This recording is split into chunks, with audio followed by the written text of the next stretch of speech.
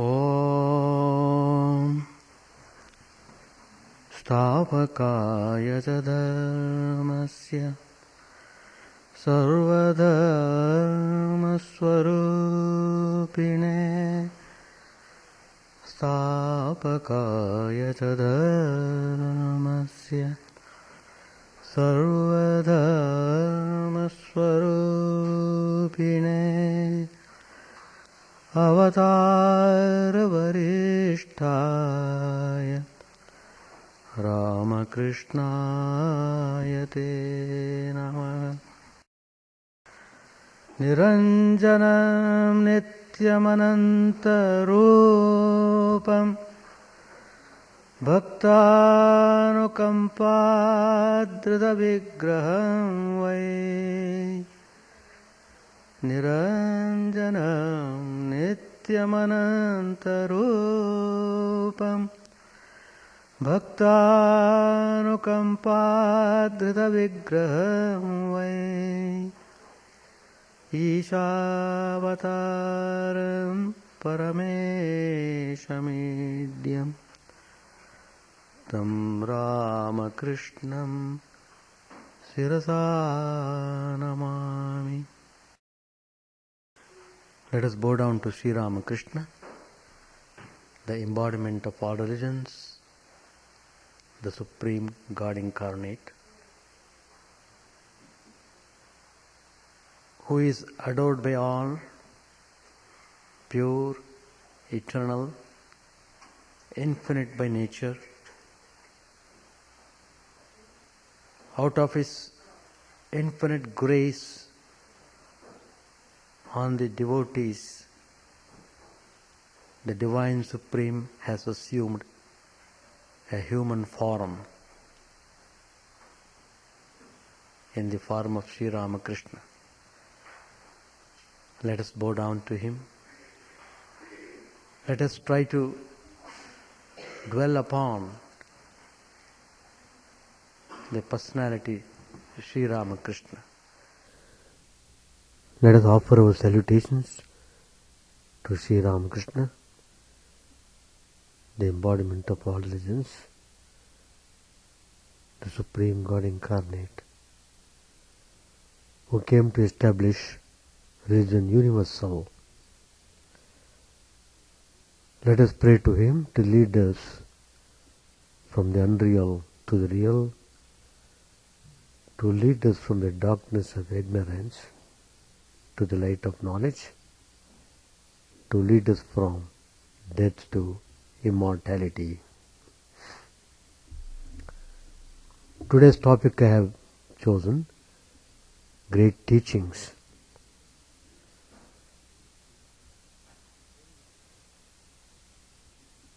It is very common that people do mistakes, but we have to learn through the mistakes. That is the purpose of the mistakes. Not that you become more and more depressed and lose your life. No. Mistakes must make you more zealous in correcting yourself and leading the life courageously. That means we must have open-mindedness. We must really aspire for improving our life. That's why Swami Vivekananda used to say, give your attention for building up your character. Once the character is built up properly, then everything comes up very well. Sri Ramakrishna, in his unique way, has given his teachings to us, which we can go through in the Gospel of Sri Ramakrishna. His way of teachings is unique. Any simple person who has no knowledge of any scriptural studies can really assimilate great spiritual ideas presented by Sri Ramakrishna. He has given these instructions through parables, through simple dialogues, through village anecdotes, through folk songs, and the songs composed by great saints and sages. Anybody reading gospel feels comfortable and easy to understand and practice spirituality. Spirituality is really not difficult at all. Only one quality is required to practice spirituality. You must be sincerely simple. You should not allow your egoism to raise its hood. That's very important. And secondly, most important is we should have proper control over the mind. Controlling the mind is rather a very difficult task. Even realization of God is possible, but controlling of mind is rather difficult. The reason is mind behaves like monkey. So we are all having that monkey attitude in the mind. We don't know how to behave. All our erratic dealings are because of the fickleness of the mind. So,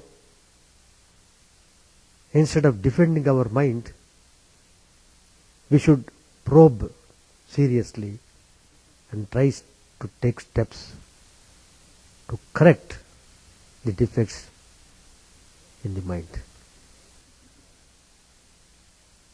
Mind is, after all, a container. It is inexhaustible container. It's not like one trash bag is finished, we can throw it off. Not like that. Whatever you do, think, they are stored up in the mind in the form of impressions, which you call samskaras. So, the mind is a mixture of good and bad samskaras. Both are there.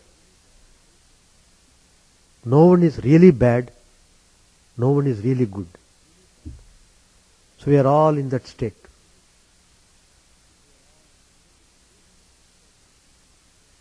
So the gate to spirituality opens up only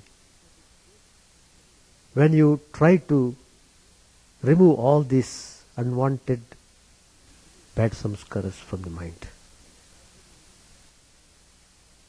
Then naturally you will enjoy the fruits of the glory of God. In fact, you will be able to taste God only when you purify the mind to a little extent. So, we should really be convinced about the monkeyness of the mind. If you know mind behaves like that, you can really prevent lot of incoming problems and troubles. The Mahatmas have told us in so many ways the attitude of the mind.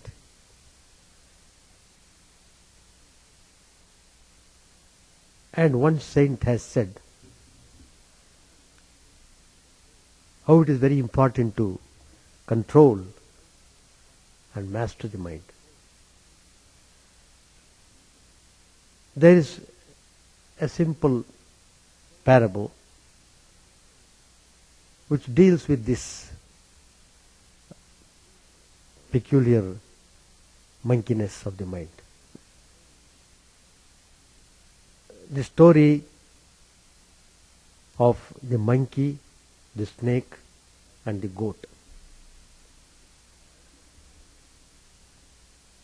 There was a snake charmer. He used to move from village to village to entertain the people with his acrobatic team. Monkey, snake, and a goat. And that was his way of earning livelihood. People would really enjoy his show. Once this snake charmer was wading across a river. So he has to carry all these three, how to do that.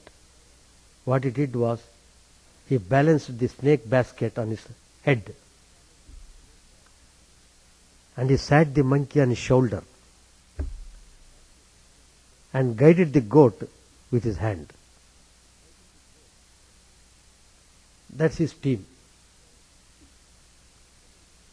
So he was walking through the river.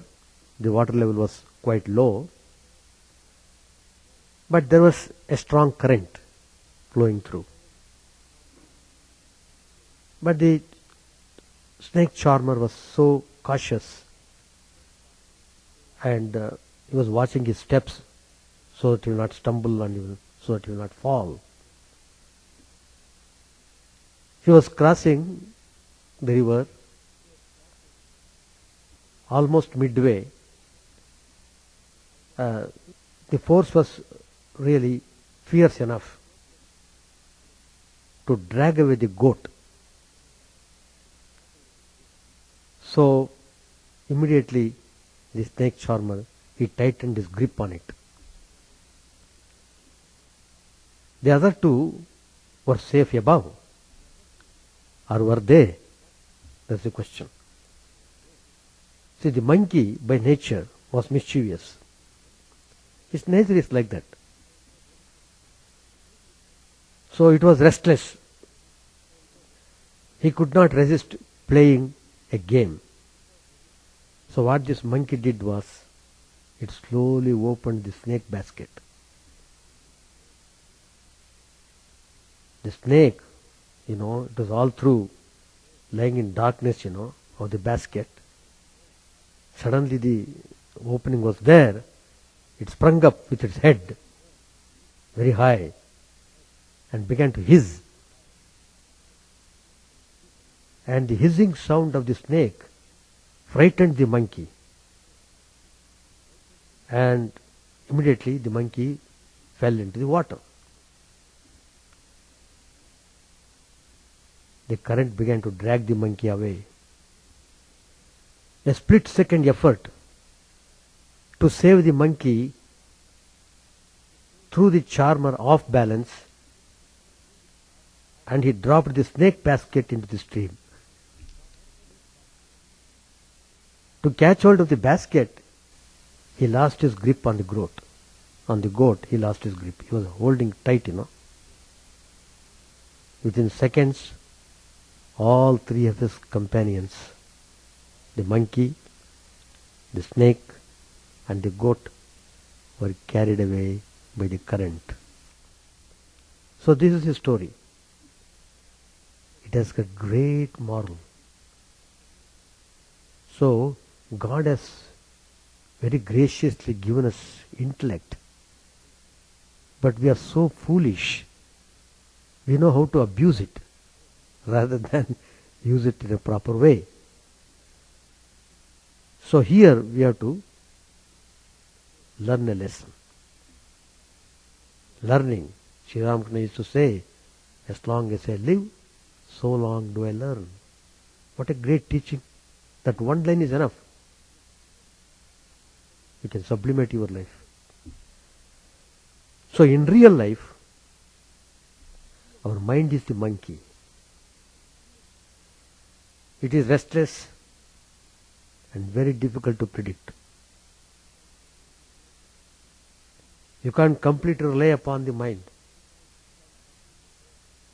Many times it causes troubles and leads us into very serious trouble. Instead of helping us float across the ocean of life, it throws us into the ocean. Therefore, it is wise that we control the mind and master it. Mana eva manushanam karanam bandha mokshayoho. Mind itself is responsible for one's bondage as well as liberation. Mind is a gateway. Turn one way, you are drowned in the ocean of worldliness. Go in another way, you are entering into ecstatic state of God. So, turning the mind in right direction, there lies our mastership. Simply grumbling and complaining and blaming, oh, what God is doing there, what is of this creation, why there is so much inequality. All these things, your rambling will not help.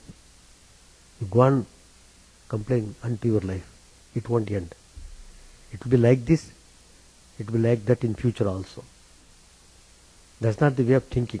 Our way of thinking is how to cross over this ocean of life. So that's very important. This worldliness, this samsara, the life in the world is really terrible. But one who has to cross this ocean of samsara, if he is able to sit on the boat of Gita, he will be able to cross it easily. Gita, the message of Lord Sri Krishna, Bhagavad Gita, if you try to understand and practice in life, it will take you across the ocean of samsara easily. So that is the great lesson we have to learn from this story. Mind is central figure. We behave as the mind acts upon. So, really, we should discipline the mind before it is too late. Not that I will discipline the mind when I am getting retirement age. What foolishly people talk. After retirement, what will they do? Sri Ramakrishna again says in the Gospel, after retirement they were playing cards as if there is time is lot of time to play. No. Whatever you have to achieve it when you are young, when your mind is active, when you are vigorous,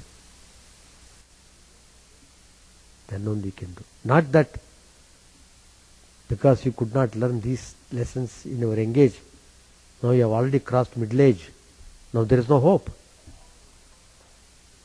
But still there is a hope.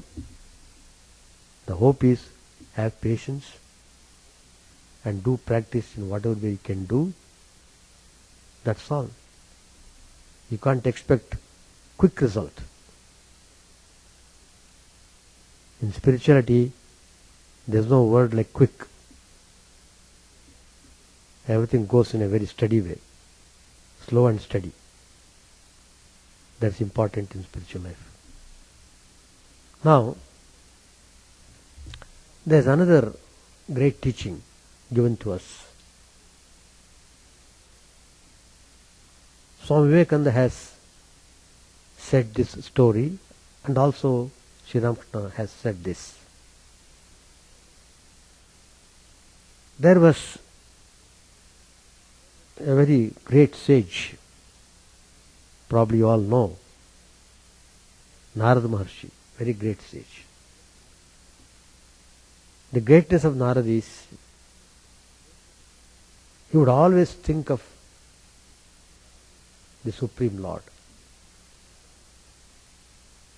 And secondly, he had the privilege of traveling across the world. Anywhere he can go. Heaven, earth, all the lokas, he has got access. So, one day he was passing through a forest.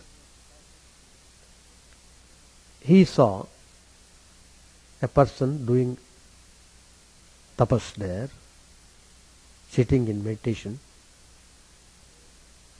and he was so zealously practicing meditation, focusing his mind. So much so, he sat for a long period of time. An anthill grew up around his body. It was covered by anthill. Still he was determined. He would not stir up from the seat until he realized the truth. So, he was just sitting in that posture when he saw Devarshi Narad coming on the way. He could recognize that he was Devarshi. So immediately asked him, "Sir, where are you going?" Narad Maharshi immediately replied, "I am going to heaven." "Very good. Will you please ask God when I shall attain freedom? When shall I attain freedom? Will you please ask?" Narad said, "Very good. I will ask him and come back to you and tell whatever God has told me." Then he was walking along. He saw another person also practicing tapas. His way of tapas is different. He was not sitting like the one doing meditation for long periods. His way of austerity is jumping out, singing, dancing, repeating God's name loudly. So absorbing, involving himself in that devotional practices. So he also was very anxious. So he asked also about Narad's going to heaven. So he also asked the same question. "Please find out when I shall be free." Then after some time, Narad Maharshi came back and met the person who was meditating upon. He was very anxious to know the result. And so he asked him. Narad immediately said, "Very good. I met the Lord. I presented your case that you are doing meditation for a long time, until has grown. So eagerly waiting for your vision. So when will you grant him liberation?" He was asking me curiously. And the Lord replied, "Well, he will have to take 4 more births before he could think of liberation." When he heard this person became so depressed and disheartened. What? How much meditation I have done until the anthill has grown around me, and still I have to wait for 4 more births. So he was in that kind of disheartened and depressed state. Then the Narmashi went to the another man who was dancing and singing God's glories. And Narada replied to him, well, do you see the tamarind tree there? How many leaves are there in the tamarind tree? And the man replied, yes, we can't count them. There are so many leaves are there. But they are all numbered. Maybe 1000 leaves, whatever it is. You will have to take so many births before you think of liberation. And this man, instead of getting depressed, he began to dance more vigorously and said, well, I shall have freedom after such a short time, because I am assured. He was so sincere and simple, guileless, devoted, surrendered to God. So he heard the voice, the divine voice he heard. My child, you will have freedom this minute. And that was the reward for his perseverance. You should persevere. There is no question of your being impatient and mad.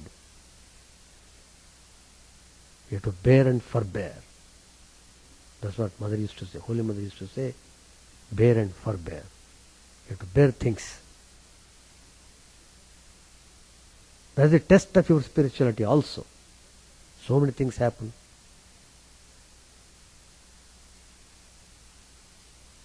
But how you face them, your devotion, your sincerity, everything come into test. So, one has to be really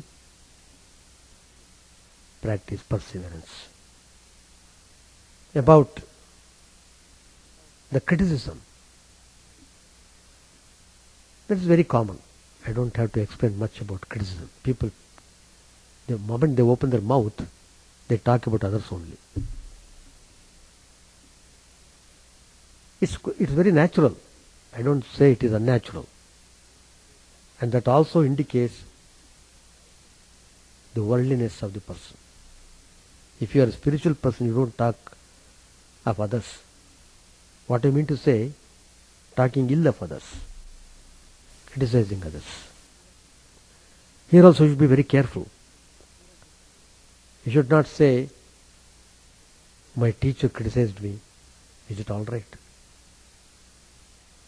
But you must have that proper understanding.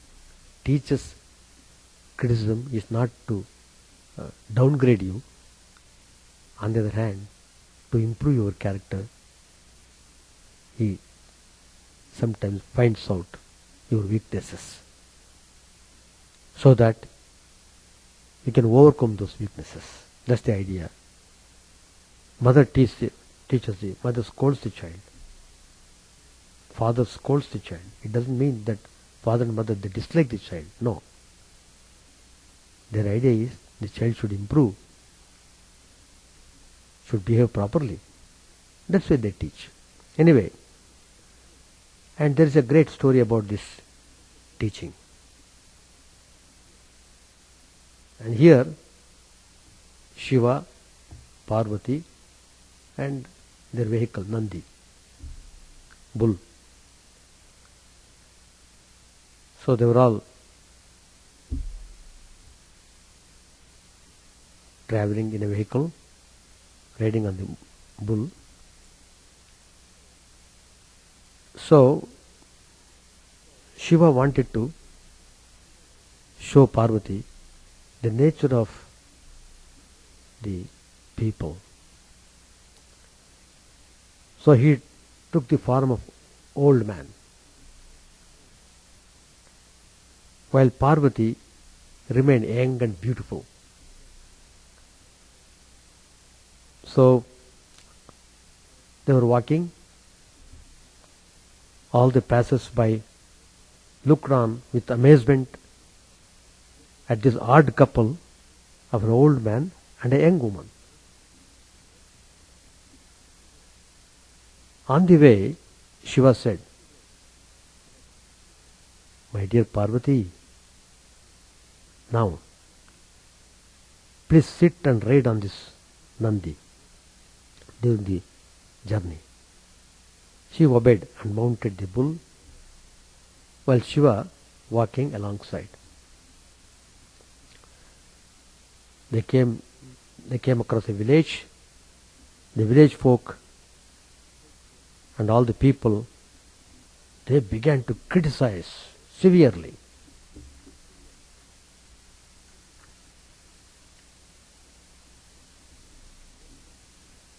They began to comment,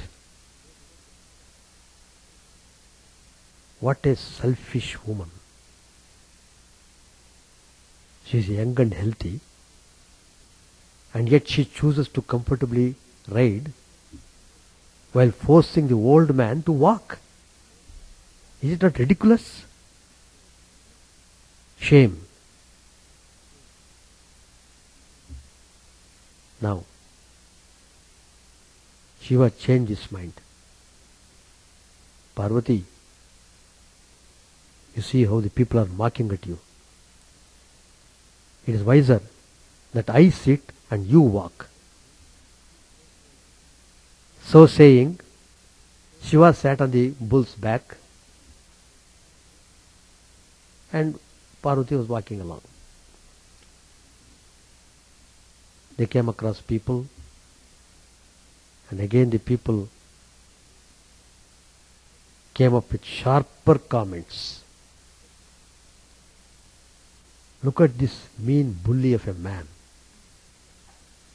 He is fat and robust, and evil too. He enjoys the ride while forcing this young and gentle lady to walk on foot."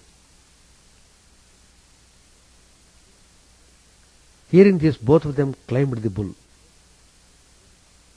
That both of us sat on the bull and ride. At least this would ward off the criticisms, they thought. But they were greatly mistaken.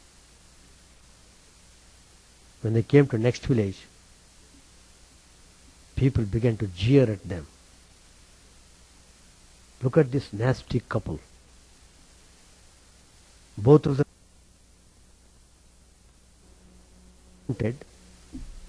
and allowed the bull to walk freely. They accompanied the bull on either side. On one side Shiva, on the other side Parvati, in the middle bull. They were walking. Because they were criticized, when they were sitting on it. While they were walking, they met another set of people. They also began to criticize with vehement bitterness. They laughed at them and shouted at them. What foolishness! They have taken a bull as a vehicle and neither of them is using it. Now Shiva told Parvati, "Come, let us do what we think is right and live the way we want to. The world will never appreciate or see what we do as correct. In this world, even if we perform a good deed, not everyone will take in a proper spirit. Not everyone will like it and support it. There will be always people to oppose and criticize. The problem lies with the nature of our world. If a Mahatma shows a miracles, people say he is into black magic. He possesses evil powers. But if a Mahatma avoids miracles, again people complain, oh, he shows no miracles, he is very ordinary, he has no powers, he simply talks. Like that they criticize. In either way, people criticize. So this is the line of thinking our world works on.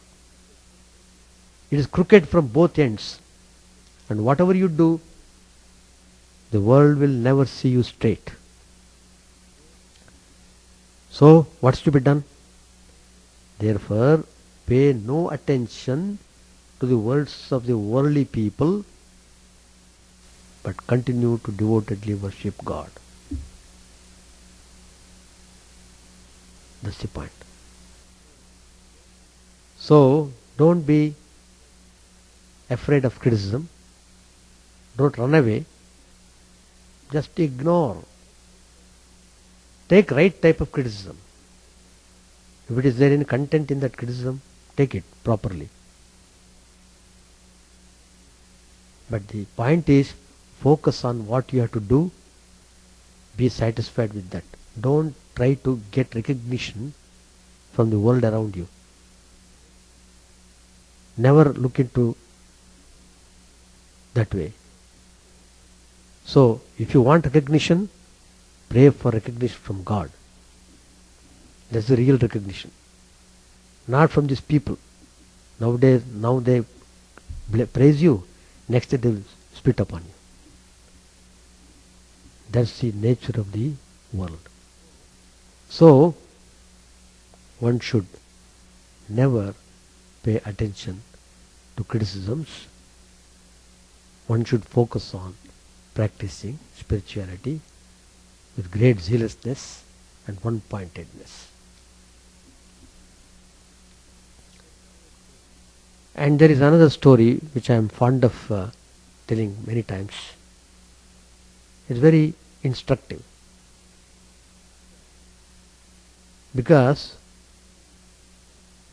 most of the time we very loosely talk about, and sometimes these loose talks are responsible for all the problems in our life, in our country, in the world at large. That means you must have proper control over the tongue. Most important. And there is a story about that. There was a great king in the Raghu dynasty. Very great. All the people were happy. Administration was very good. All the ministers were very nice in their work. Everything was okay. And king also, no family problem. They were all in harmony, peace. And still the king was not happy. Day by day he was becoming more and more depressed and more losing interest in life. The point came that he was almost decided to commit suicide. King. At that point, somehow he thought, well, before committing this suicide, let me consult my guru, the Vasishtha. Vasishtha Maharshi was the Rajguru of the Raghu dynasty.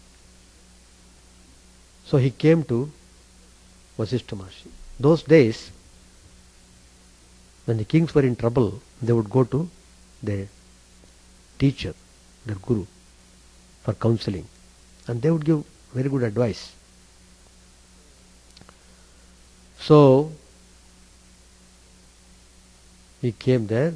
Vasishtha Maharshi was just in meditation, and he waited there for some time. Then Vasishtha Maharshi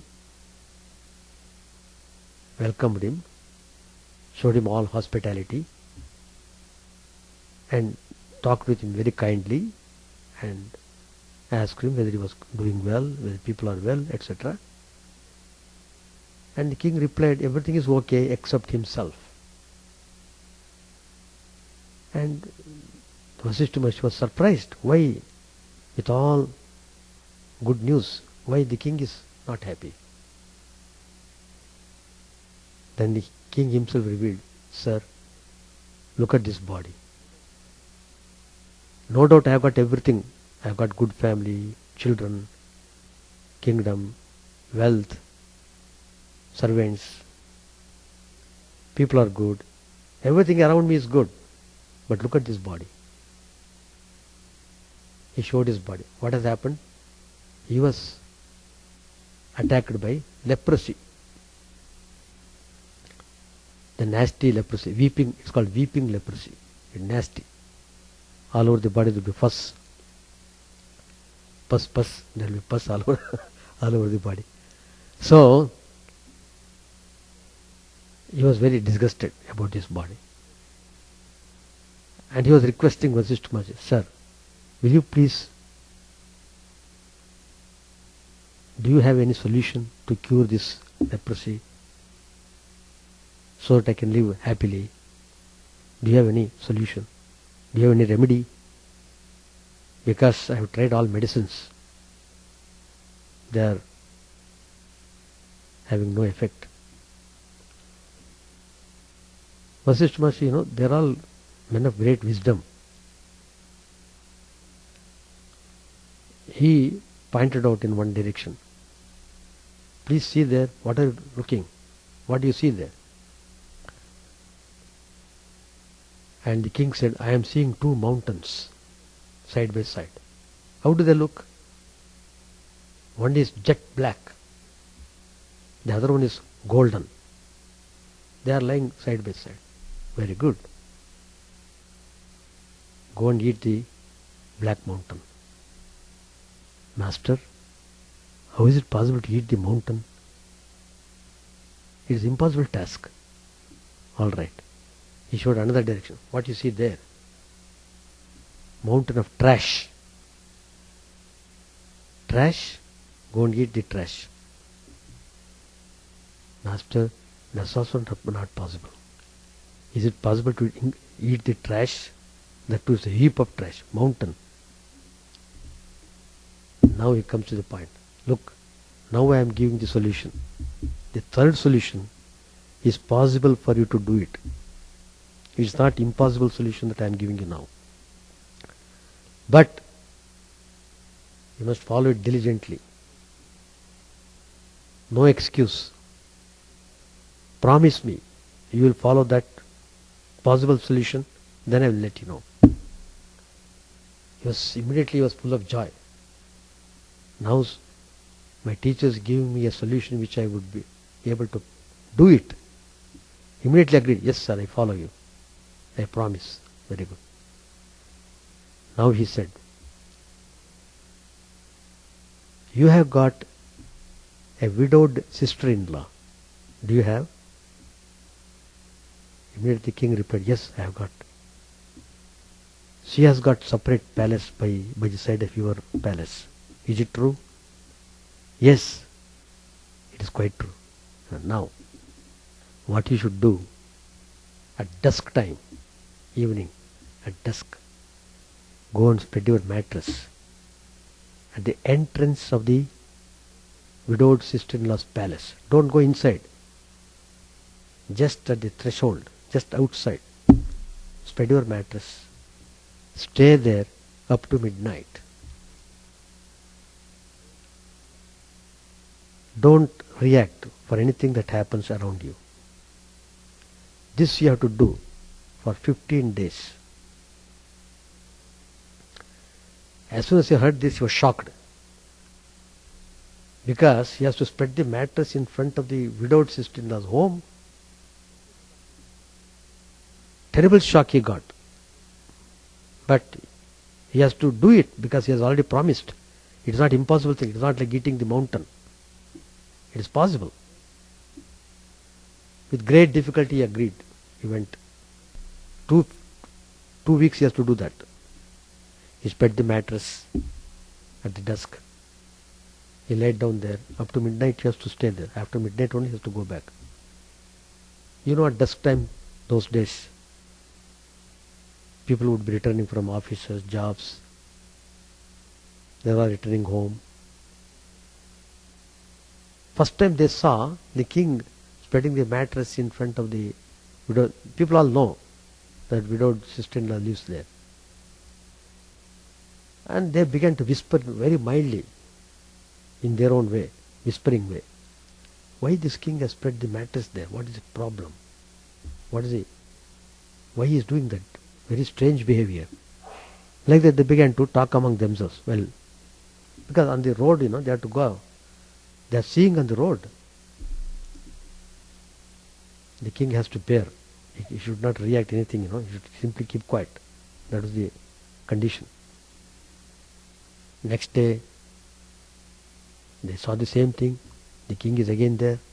They thought the king temporarily might have stayed there, but every day is doing that. They began to now whisper loudly. They began to criticize. What has happened to this king? Has he become mad? Does he not have wives? Why is so much hankering after this widowed sister-in-law? Why is so anxious to enter into our home? Is he crazy? Like that they began to. What sort of king he is? All these years we had a very good king. Now something has happened to him now. They began to criticize loudly. Even then, king did not speak anything. And next few days they became very bold people. People who were doing all these things from a distance. Now they became closer and they began to shout at him. What are you doing? Why are you doing like this? Simply close his eyes. He would not react. Next day what they thought? They came close to him. They not only criticized him, they began to spit upon him. Spitting. That is final test for how much he bears insult. We are all very quick, for hurt feelings. For small things we get hurt. I am hurt. H-U-R-T. Hurt. Why? He smiled at me. I hurt. Such foolish things we do. Lots of people for hurt, so small things, they pricks, they get irritated. Because they have built up the ego like that, They don't know meaning of sublimating the ego. They think that ego is very important than anything else. That's why they get kicks also. It's not that they can remain with their ego for a long time. They get harder and bigger blows. The greater the ego, the greater the blow. It comes in its own time. So, the point is one has to get rid of ego. It has to be crushed, undoubtedly. If the ego is there, God will never come to you even if you make tapas for million years. No. God is far away from you. God is very near to you when you are free from ego. That's a very important point where Sri Ramakrishna explains this very big chapter in the Gospel. Kachami, Pakami, like that. Matured ego, immature ego. It's a big chapter. So, all the people began to spit upon him. His body was full of spittings of those people. He remained quiet, calm. He had so much faith in Guru's words, and Guru has taken the responsibility of the remedy for the leprosy. With tremendous patience, he tolerated. Then after that 2 weeks time over, he went back, met the Maharshi. Then Maharshi said, well, see that mountains? What do you see that? Oh sir, the black mountain is almost vanished. Only gold mountain is shining very well. Alright, look at this side. What about the trash? Trash is almost gone. Is it? Now look up to your body. You look up his body. The leprosy is gone. He was amazed. He could not believe himself how that could happen. In 2 weeks' time, the leprosy is gone, the nasty disease which could not be cured by any medicine. And Vasishtha Maharshi explains him. Look, do you know how it was cured? All the people who were criticizing you, who were spitting upon you, they have all taken your impurities. Your bad samskaras are transferred to them. It's transferable. If a person criticizes you, your impurities are transferred to him. So, if they had not criticized, if they had not spit upon you, you would have to taken some more births and suffer from leprosy. And all those things are warded off. Your sins are distributed to those people. And you have become purified. So, the leprosy is gone. Then the Maharshi says, whoever criticizes, they think, oh, what is there? Nothing is there. But it will have indirect effect upon your system. The moment you criticize another person, that person's impurity will come and occupy your mind. Your mind will be stained with impurities. Like that we accumulate impurities in the mind. Instead of purifying the mind, we are making more and more impure by these things. Why should you criticize at all? Do you mean to say by criticizing you can correct the man? Who are you to criticize first of all? Shut up your mouth. Shut up 100%. Use that time for thinking of God, meditating on God, reading of good scriptures, things like that. If at all you have to talk about good ideas. Otherwise, you don't need to talk. Preserve energy for doing more meditation, for more thinking. Spiritual practice needs a lot of energy. It's not easy. So, use the energy that way. That is the way. So, I hope this incident has got great teaching. One should never criticize anybody. Holy Mother used to say, don't find fault with anyone. The whole world is your own. No one is stranger to you. If you have got that feeling, the whole world is my own. That means I am identifying myself with the whole world. I am the part and parcel of the world. Not that I belong to Bangladesh, I belong to China, I belong to Orissa, Bihar, India, Korea.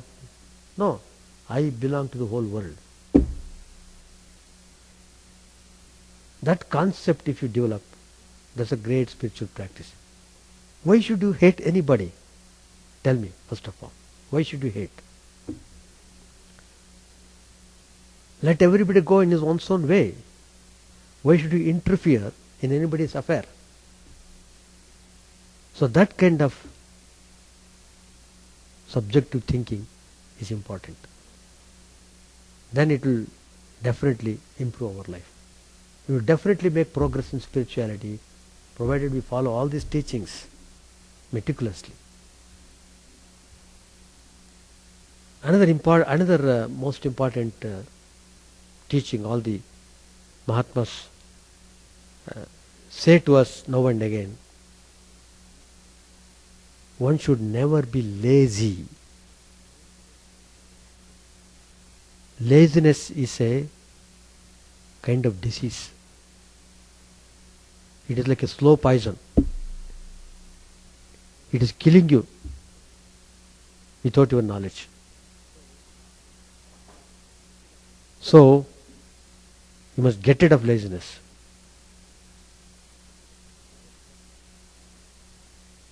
There was a person, a very lazy person. He was sleeping under a fruit tree. Once he was sleeping there, a matured fruit fell on his chest.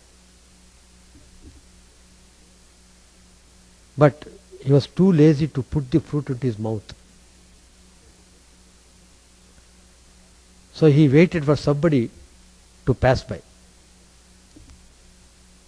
After some time, he saw a camel rider in the distance. He shouted, "Well, sir, please come quickly. Please stop. Come to me. I got a request." The camel rider thought to himself, probably the poor man might be sick. Probably he may want to drink some water. He is probably needing some help. So he stopped his camel and walked half a field. It is not a small distance. Half a field he walked over. He came to this man and asked, "Well, what can I do for you?" The lazy man was still lying down. He was too lazy to get up. He said, "Look, a fruit has fallen on my chest. Will you please kindly put it to my mouth?"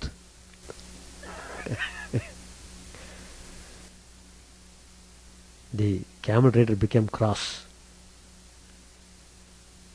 He said, "What?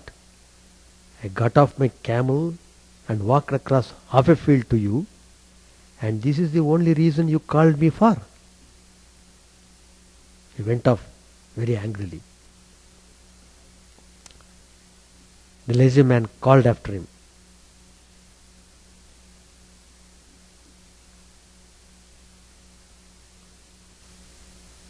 but the camel rider never turned back. "You are a very lazy fellow. All you had to do was put the fruit in your mouth."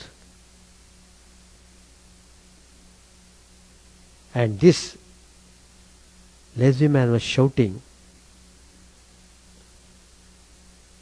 at the man who was going away, "Please don't go away. Just put the fruit into my mouth, that's all. That's all what I want." And the camel rider became disgusted. He left. The lazy man had only to put on this sweet fruit into his mouth, and yet he called somebody else. How can such a person get ahead in life? And now they say the satsang, Sri Ramakrishna used to say, holy company, is very important in spiritual life. So satsang can be compared to the sweet fruit falling on our chest. Shedding laziness, we should take full benefit of satsang, holy association. Holy environment. That's why we conduct retreats here. Every year we are very serious about conducting retreats so that people get benefited. And people do come. They feel very grateful for the retreats. Please don't miss this retreat. I have invited him. He is coming on my invitation. It is not pleasure visit. So, please note, all of you must make use of this opportunity. It's a golden opportunity. He's a very good speaker. I hope you will be greatly benefited hearing his talks. Thank you very much, and may Sri Ramakrishna bless you all. Om Sahana Vavatu Sahanau Bhunaktu Sahaviryam Karavavahai Tejasvinavadhitamastu ma vidvishavahai. Om Shanti Shanti Shanti. Harihi Om. May the Divine Spirit protect us, guide us, give us strength and right understanding. May we not hate one another. May love and harmony be with us all. Peace, peace, peace be unto all. May the Divine Lord protect us. May He nourish us. May we work in harmony with great vigor. May our study be illuminating and fruitful. May we not hate each other. Peace, peace, peace be unto all.